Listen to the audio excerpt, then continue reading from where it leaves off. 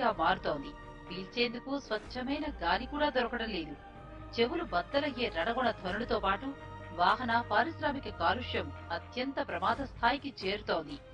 నగర రోడ్లపై తిరిగే 40 లక్షల వాహనాలు టన్నుల కొద్దీ కార్బన్ డయాక్సైడ్ ను విడుదల చేస్తున్నాయి. ఇక అబిడ్స్, కోటి లాంటి ప్రధాన చౌరస్తాలు 400 టీఎస్పీలకు మించి వాయు కాలుష్యం నమోదవుతోంది. దీంతో అత్యంత కాలుష్య నగరాల జాబితాలో హైదరాబాద్ పేరు ప్రముఖంగా వినిపిస్తోంది. అడ్డు అదుపు లేకుండా పెరిగిపోతున్న కాలుష్యం నగర ప్రజల జీవన ప్రమాణాలపై తీవ్ర ప్రభావం చూపుతోంది.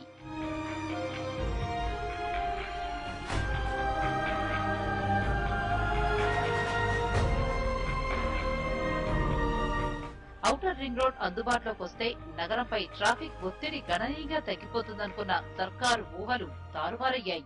దీనికి తోడు నగర రోడ్లపై ఇష్టారాజ్యంగా వాహనాలు పార్క్ చేయడంతో ఎక్కడ పడితే అక్కడ ట్రాఫిక్ నిలిచిపోతోంది. దీంతో ఆ ప్రాంతం మొత్తం వాహనాలు విడుదల చేసే పొగతో నిండిపోతోంది.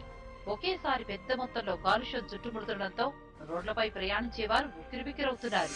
హైదరాబాద్ में ट्रैफिक बहुत ज्यादा खराब है, तो हम लोग बिजनेसमैन या काम वाले को कहीं भी पहुंचना तो 1 घंटे 2 घंटे एक्स्ट्रा लग जाता। इतना पॉल्यूशन है, इतनी बीमारियां हैं, कहीं भी जाओ तो कोई पेशेंट को भी लेके जाना है तो रास्ते में भरोसा नहीं उन्होंने बचेगा या मरेगा।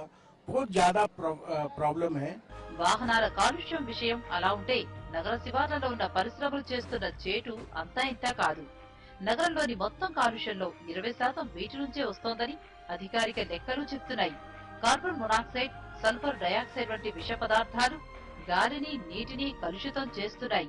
పారిశ్రామిక ప్రాంతాల్లో ప్రతి క్యూబిక్ మీటర్ గాలిలో 5000 గ్రాముల కార్బన్ మొనాక్సైడ్ నమోదవుతుండటంతో ఆందోళన వ్యక్తమవుతోంది.